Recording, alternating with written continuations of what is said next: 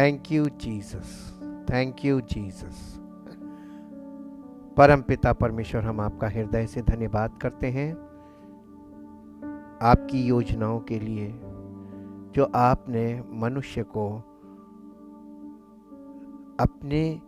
अपना जीवन देने के लिए और अपना पुत्र बनाने के लिए, अपना पुत्री बनाने के लिए, अपने राज्य में प्रवेश कराने के लिए जो योजनाएं आपने बनाई हैं, उन योजनाओं को हम आसानी से समझ सकें, जो आपके वचन के अनुसार है, ताकि पवित्र आत्मा के कार्य के द्वारा वो योजनाएं हम सबके जीवनों में लागू हो सके। हम समझेंगे तभी पवित्र आत्मा का कार्य हमारे जीवन में होगा। हम परमेश्वर आपका धन्यवाद करते हैं कि आपने हमारे लिए सब कुछ तैयार करके रखा है। हमें विश्वास में आगे बढ़ना है और पवित्र आत्मा का कार्य हमारे जीवन में पूर्ण होने देना है, ताकि हमारा जीवन परमेश्वर की महिमा का कारण बने और हमें वो जीवन मिले जो परमेश्वर ने हमारे लिए तैयार किया है, और हमारे जीवन से इस बात का प्रगटीकरण हो कि हम परमेश्वर के पुत्र और पुत्री हैं, हम नई सृष्टि हैं, ताकि परमेश्वर की महिमा प्रकट हो। इन सब बातों के लिए आपका धन्यवाद करते हैं और चाहते हैं प्रभु, आज आपका पवित्र आत्मा वचन के द्वारा हमसे वही बातें करें जो हमारे आत्मिक जीवन को बढ़ने के लिए, आत्मिक जीवन में, हमारे आत्मिक जन्म से आत्मिक जीवन में हम कैसे आगे बढ़ सकते हैं, ताकि आपकी योजना के अनुसार हमारे जीवन में वो हो, ताकि हमारा जीवन आपकी महिमा में प्रकट हो। धन्यवाद के साथ इस प्रार्थना को आपके इकलौते पुत्र प्रभु यीशु मसीह के नाम से मांगते हैं, आमीन। Praise the Lord. Word of God part 89, Bible study about regeneration. Regeneration का मतलब होता है नए सिरे से जन्म होना, हाँ, बॉर्न फ्रॉम अबव या बॉर्न अगेन या न्यू बर्थ। तीतुस की पत्री 3 अध्याय इसका 5 पद पढ़ेंगे, पहले हिंदी में फिर इंग्लिश में। तो उसने हमारा उद्धार किया, तो उसने हमारा उद्धार किया, और ये धर्म के कामों के कारण नहीं। उद्धार किसी मनुष्य का, जैसे हम में से किसी का भी उद्धार होता है, ये हमारे धर्म के कामों के द्वारा नहीं होता है, जो हमने आप किए हैं, पर अपनी दया के अनुसार, पर परमेश्वर अपनी दया के अनुसार नए जन्म के स्नान और पवित्र आत्मा के हमें नए बनाने के द्वारा हुआ। ये जो रीजनरेशन है, ये परमेश्वर का काम है, पवित्र आत्मा के द्वारा वो हमारे जीवन में जो करता है और हमको एक नया जन्म देता है, एक नए सिरे से हमारे जीवन जीने का सिरा शुरू होता है। जी, English. He saved us not because of any works of righteousness that we have done, but because of His own mercy and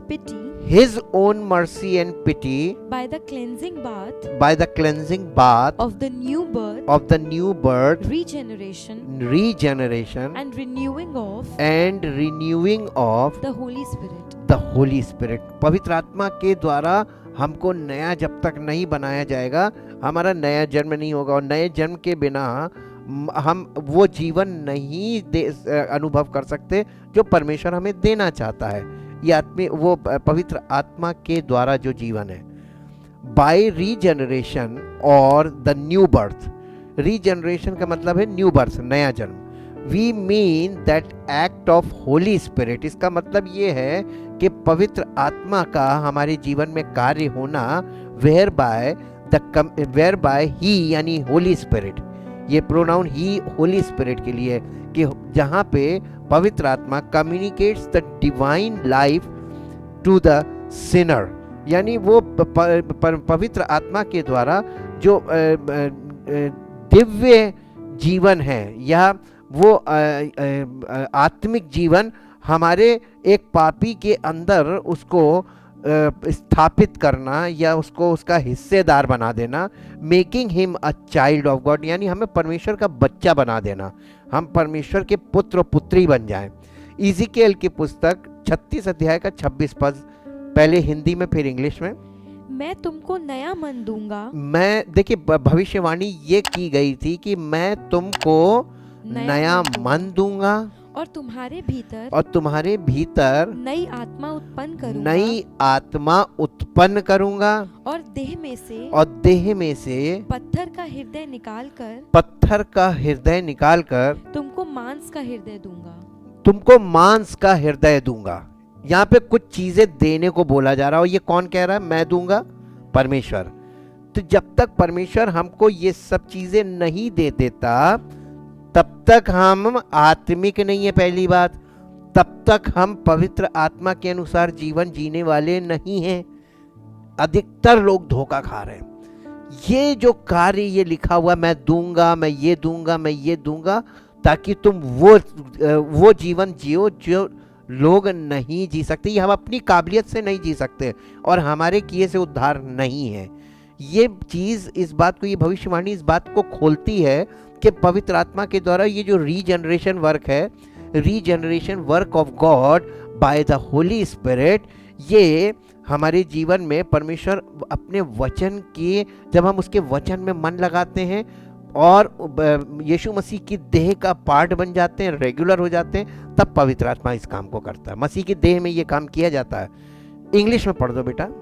A new heart will I give you, and a new spirit will I put within you, and I will take away the stony heart। देखिए, एक हृदय वो दे रहा है और एक हृदय ले रहा है हमारे अंदर से, और ये वाला काम कहाँ होगा?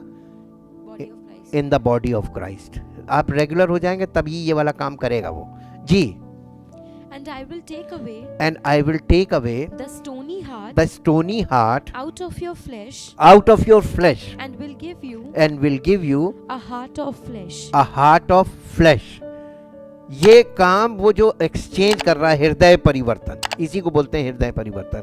ये पिता, पुत्र, पवित्र आत्मा तीनों काम करते हैं और वचन के द्वारा काम करते हैं, in the body of Christ काम करते हैं। और ये वाला रीजनरेशन वर्क यानी बॉडी ऑफ क्राइस्ट में, यानी कलीसिया में ही होता है। What the new birth is, ये नया जन्म है क्या? It is a new birth, a birth from above. ये नया जन्म है, यानी स्वर्गीय तरीके से जन्म लेना या आत्मा के द्वारा जन्म लेना। यूहन्ना रचित सुसमाचार उसका 3 अध्याय और उसका 3 अध्याय का 3 पद और 7 पद पढ़ेंगे। यीशु ने उसको उत्तर दिया, मैं तुझसे सच कहता हूँ, यदि कोई नए सिरे से ना जन्मे तो परमेश्वर का राज्य नहीं देख सकता। और आगे की तो बात छोड़ दीजिए, वो देख ही नहीं सकता जब तक कि नए सिरे से न जन्मे। जी, इसका 7वां पद, अचंभा ना कर कि मैंने तुझसे कहा तुझे नए सिरे से जन्म लेना अवश्य है। बेटा, इन दोनों को इंग्लिश में पढ़ दो।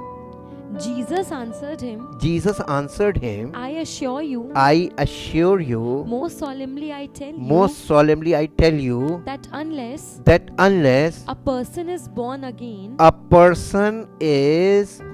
again, anew from above, he cannot ever see, know, be acquainted with का मतलब क्या है? बहुत अच्छी तरीके से परिचित नहीं हो सकता। परमेश्वर के राज्य से आप परिचित हो ही नहीं सकते जब तक कि आप नए सिरे से जन्म ना हो जाए आपका। जी।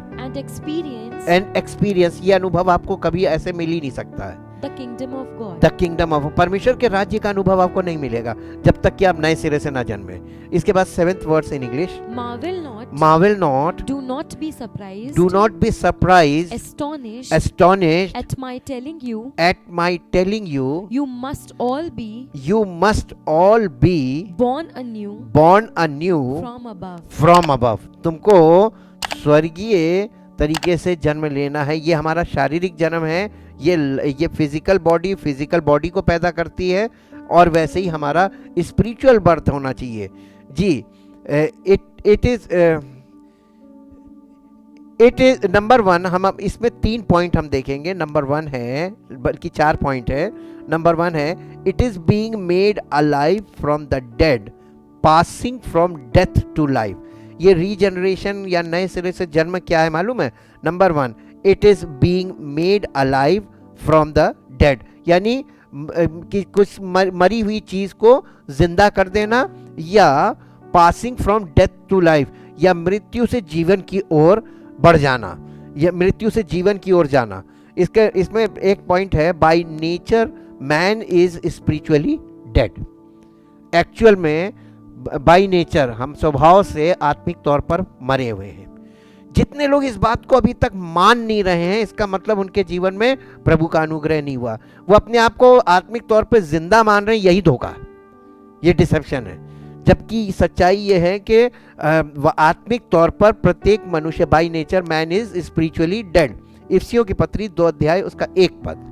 उसने तुम्हें भी जिलाया, उसने तुम्हें भी जिलाया, जो अपने अपराधों और पापों के कारण मरे हुए थे। English, and you he made alive when you were dead.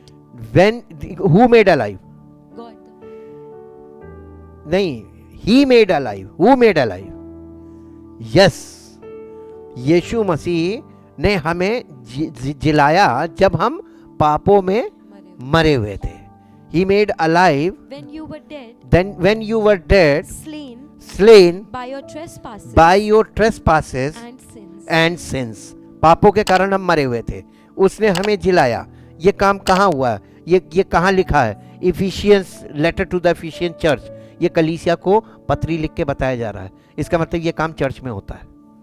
ये आपके घर पे नहीं होगा, ये व्यक्तिगत तौर पे नहीं होगा, ये स्वप्न नहीं है, ये दर्शन नहीं है, ये परमेश्वर का वो कार्य है जो वो कलीसिया में करता है। दूसरा पॉइंट है कि the miracle of the new birth, he is raised to newness of life. वो नए तरीके के जीवन के लिए उसको जिलाया है। वो फिजिकल लाइफ के लिए हमें नहीं जिलाता, हमें नए तरीके के जीवन के लिए, न्यूनेस ऑफ लाइफ। और ये रोमियो की पत्री 6 अध्याय उसका 4 पद। अतः उस मृत्यु का बपतिस्मा पाने से हम उसके साथ गाड़े गए, ताकि जैसे मसीह पिता की महिमा के द्वारा मरे हुओं में से जिलाया गया, वैसे ही हम भी नए जीवन की सी चाल चले। हमारे जीवन का यानी जीवन जीने का तरीका बदल जाना चाहिए। तब तो यह साबित होता है कि हमारा पुनरुत्थान हो गया या हमारा नया जन्म हो गया। इंग्लिश में पढ़ दो बेटा इसको। We were buried therefore with him by the baptism into death, so that just as Christ was raised from the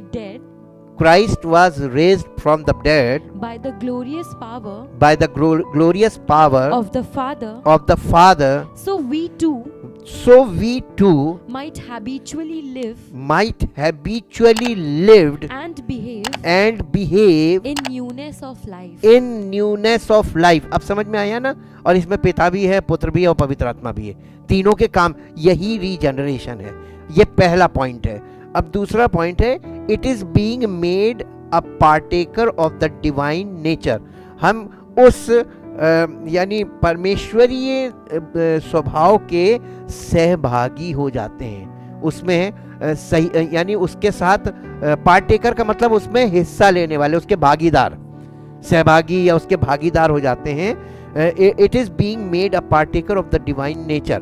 the new birth is the commencement of the life of God. ये जो नया जन्म है, commencement का मतलब होता है आरंभ होना या शुरू होना, beginning.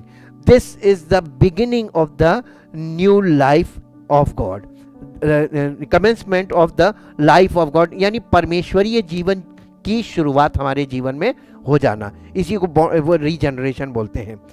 With in the human personality, जो हमारे अंदर होता है, ये शुरुआत हमारे अंदर होती है। Within the human personality, मानव व्यक्तित्व में इसकी शुरुआत होती है। परमेश्वरीय जीवन की शुरुआत हमारे भीतरी मनुष्यत्व में या में होती है, यानी इनर मैन में, या with in the man, with in human personality, यानी मनुष्य के व्यक्तित्व में परमेश्वरीय जीवन की शुरुआत होती है।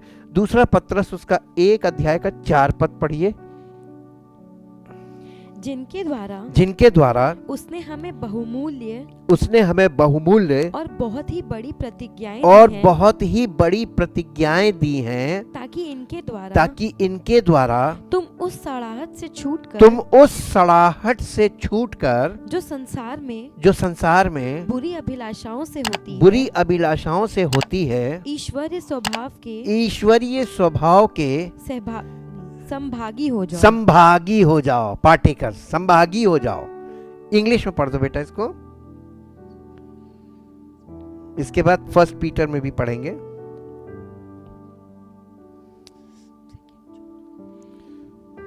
2 Peter chapter 1 verse 4.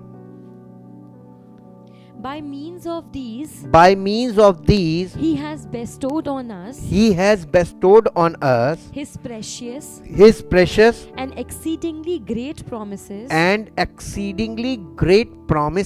so that through them you may escape by flight from the moral decay, rottenness and corruption that is in the world because of covetousness, lust and greed, and become sharers, partakers of the divine nature. देखिए कितना clear है। अब ये लिखा flight, कैसे हमको ये काम करता है? बाय फ्लाइट, यानी इसका मतलब क्या हुआ? बाय फ्लाइट का मतलब क्या हुआ? ये काम परमेश्वर अपनी आत्मा के द्वारा करता, हमें यहां से उठाता है और यहां बिठाता है। उसने हमें घूरे पर से उठाया, कचरे में से उठाया, मलबे में से उठाया और स्वर्गीय स्थानों में बिठाया।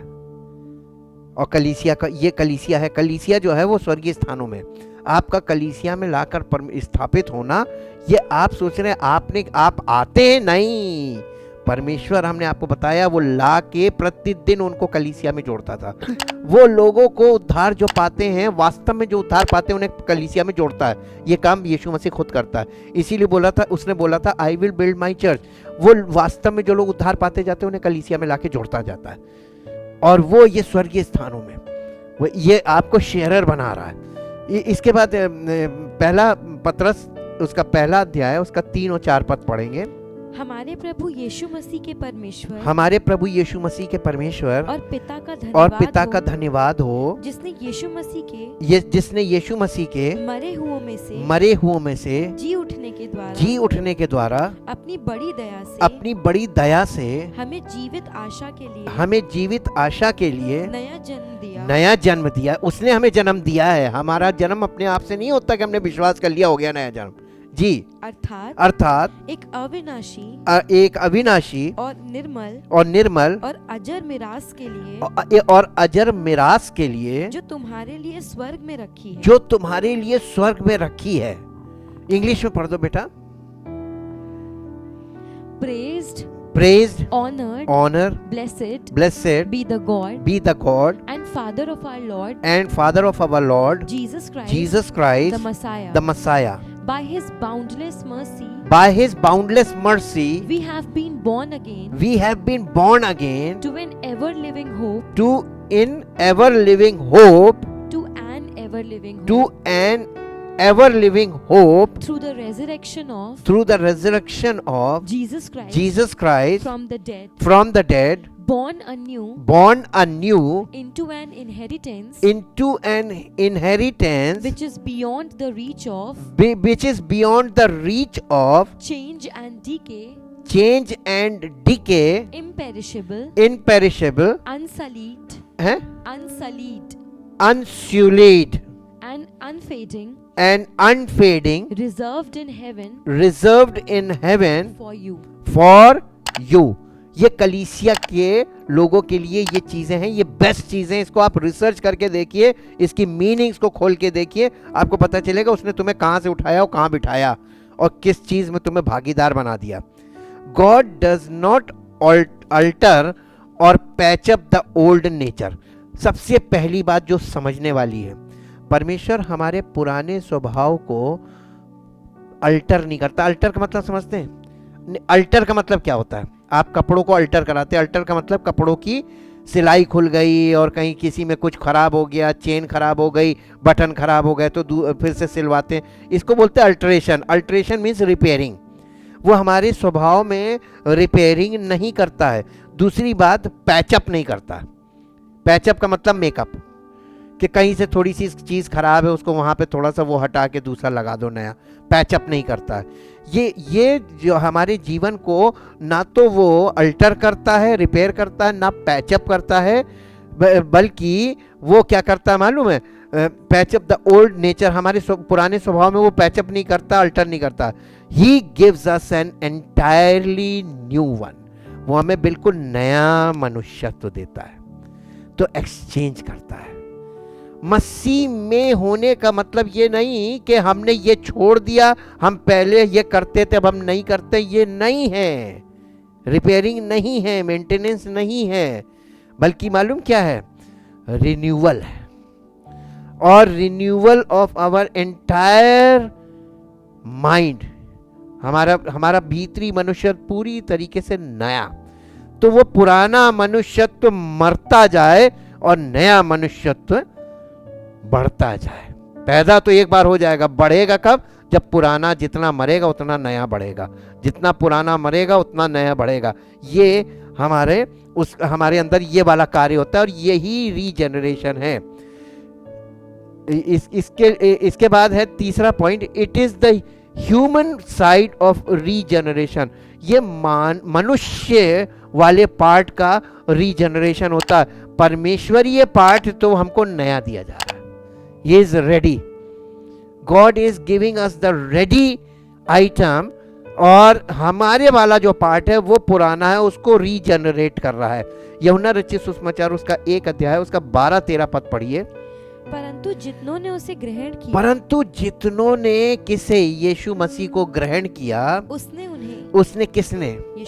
यीशु मसीह ने उन्हें परमेश्वर की संतान होने का अधिकार दिया। अर्थात उन्हें जो उसके नाम पर विश्वास रखते हैं, वे ना तो लहू से, न शरीर की इच्छा से, न मनुष्य की इच्छा से, परंतु परमेश्वर से उत्पन्न हुए हैं। जी, इसको इंग्लिश में पढ़ दो बेटा। But to as many as did receive and welcome him, he gave the authority, power, privilege, right to become the children of God, that is to those who believe in, adhere to, trust in, and rely on his name, who owe their birth neither to bloods, nor to the will of the flesh, that of physical impulse, nor to the will of man, that of a natural father, but to God, they are born of God. वो परमेश्वर से उत्पन्न हुए हैं। तो परमेश्वर से उत्पन्न होना हमारी इच्छा पे डिपेंड नहीं करता, किसी मनुष्य की इच्छा पे डिपेंड नहीं करता, और किसी के द्वारा हम नहीं पैदा हुए, किसी के द्वारा हमारे जीवन में कुछ नहीं हुआ। ये नया जन्म परमेश्वर की ओर से है डायरेक्ट। पहली बात ये। दूसरी बात, इफिसियों की पत्री 4 अध्याय उसका 21 से 24। वरन तुमने सचमुच उसी की सुनी, और जैसा यीशु में सत्य है, उसी में सिखाए भी गए, कि तुम पिछले चाल चलन के पुराने मनुष्यत्व को जो भरमाने वाली अभिलाषाओं के अनुसार भ्रष्ट होता जाता है, उतार डालो, और अपने मन के आत्मिक स्वभाव में नए बनते जाओ और नए मनुष्य। ये एक बार का काम नहीं है कि एकदम बस एक बार उतारा और एक बार पहन लिया। इसमें बार बार कह रहा है ये उतारते जाओ और नए बनते जाओ। इट टेक्स टाइम, ये प्रोसेस है जी। और नए मनुष्यत्व को पहन लो जो परमेश्वर के अनुरूप सत्य की धार्मिकता और पवित्रता में सृजा गया है। वो हमको सृजा हुआ एक नया मनुष्यत्व दे रहा है, लेकिन हमारा पुराना मनुष्यत्व मरता नहीं है, मरते मरते मरता है। तो हमें ये बॉडी ऑफ क्राइस्ट काहे के लिए रखी गई है? ताकि हमारा फिजिकल नेचर, रेगुलर आने से हमारा फिजिकल नेचर मरता जाए और हमारे अंदर नया मनुष्यत्व। हाँ, और इसमें टाइम लगता है। इंग्लिश में पढ़ दो बेटा। Assuming that you have really heard him and being taught by him as all truth is in Jesus embodied and personified in him. Strip yourselves of your former nature, put off and discard your old unrenewed self, which characterize देखिए हमारा जो पुराना मनुष्यत्व है वो अनरिन्यूड है जी। which characterize your previous manner of your previous manner of life, जिसके अनुसार हम पहले जीवन व्यतीत कर रहे थे। and becomes corrupt through lusts and desires that spring from delusion, and be constantly renewed in the spirit of your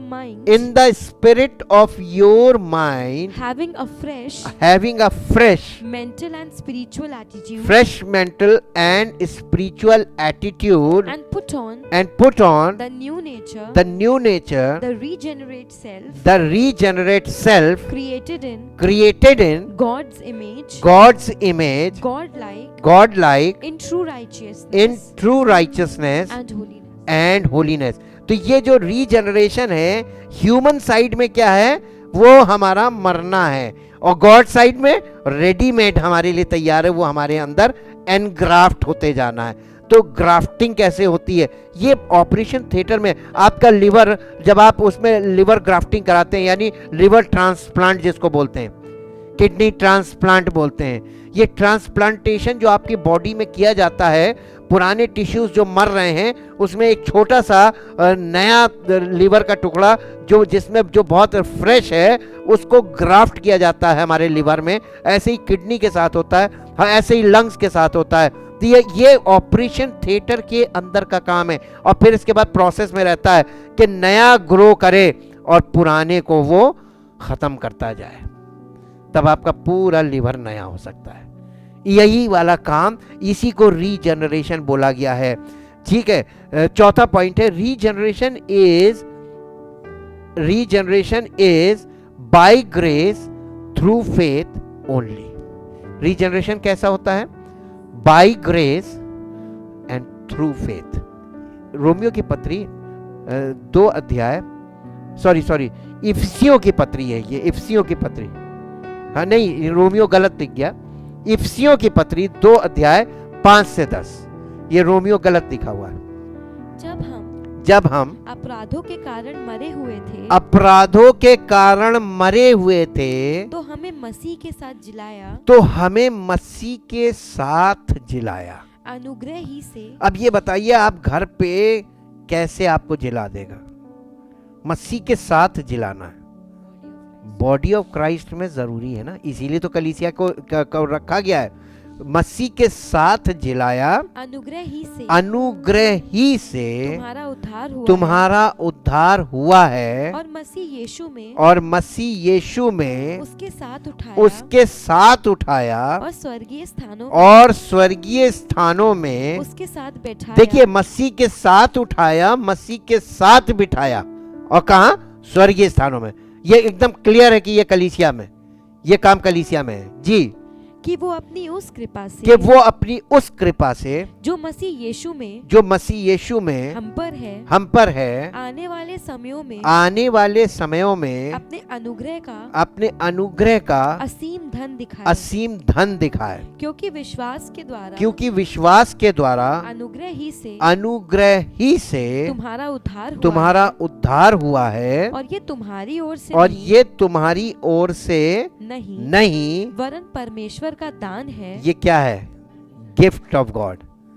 ये जो न्यू लाइफ है ये गिफ्ट ऑफ गॉड है, परमेश्वर की ओर से वरदान है, दान है, और ना कर्मों के कारण ऐसा ना हो कि कोई घमंड करे क्योंकि हम उसके बनाए हुए हैं और मसीह यीशु में उन भले कामों के लिए सृजे गए जिन्हें परमेश्वर ने पहले से हमारे करने के लिए तैयार किया है। English. Even when we were dead, slain by our own shortcomings and trespasses, He made us alive. इसका मतलब सिंगुलर एक को नहीं करता है।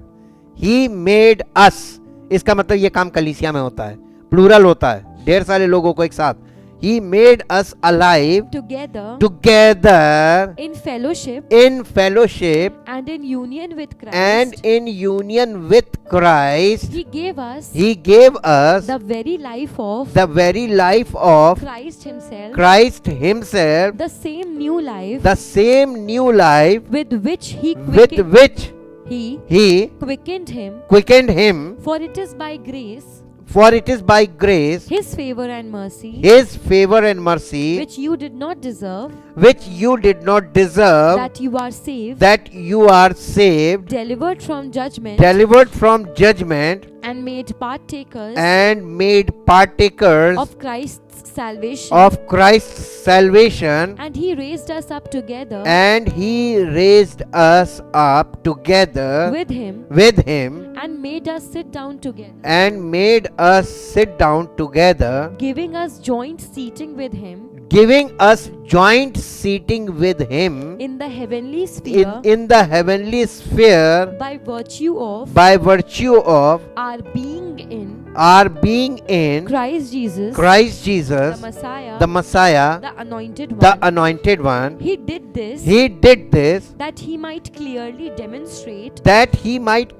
demonstrate through the ages to come the immeasurable, limitless, surpassing riches of His free grace, His unmerited favor in His kindness and goodness of heart toward us in Christ Jesus.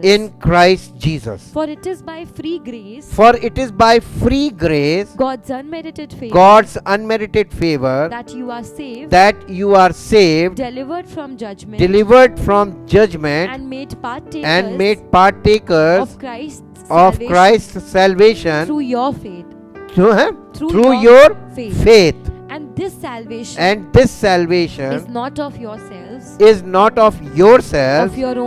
of your own doing, but it is the gift of God, not because of works, not the fulfillment of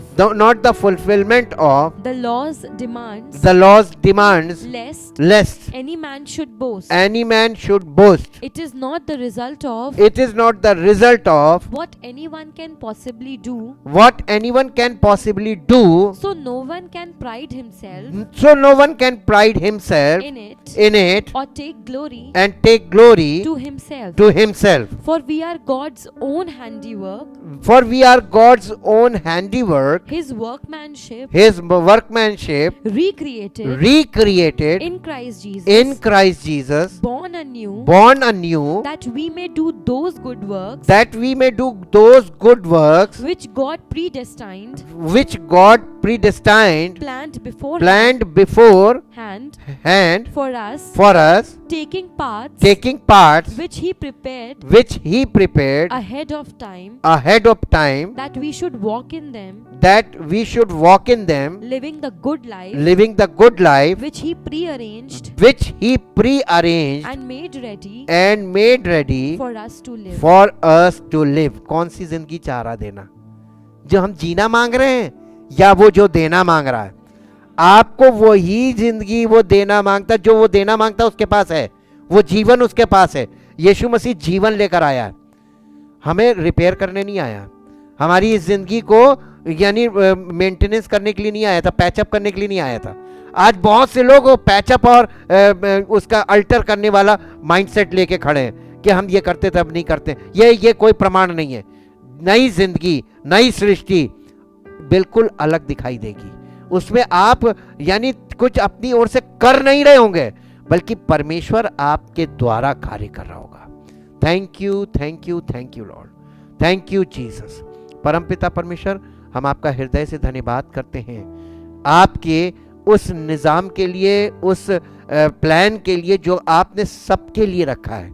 आप किसी का पक्षपात नहीं करते, जो कोई चाहे उसको ये जीवन मिल सकता है। उसे सुसमाचार को ग्रहण करना पड़ेगा, सुसमाचार पे विश्वास करना पड़ेगा और प्रभु पर अपना भरोसा रखना पड़ेगा। उसके जीवन में आपका अनुग्रह प्रकट होता है और आपकी सामर्थ्य उसके जीवन में कार्य करती है। पिता परमेश्वर, आपकी इच्छा और योजना के अंतर्गत हमारे जीवन में वो जीवन जो आप हमें देना चाहते हैं, जो आपने अपने पुत्र के द्वारा हमारे लिए रखा है, वो जीवन हमको मिले और हमारा जीवन उसी के द्वारा आपकी महिमा का कारण बने और सारी महिमा आपको मिले। इस प्रार्थना को आपके इकलौते पुत्र प्रभु यीशु मसीह के नाम से मांगते हैं, आमीन। Praise the Lord.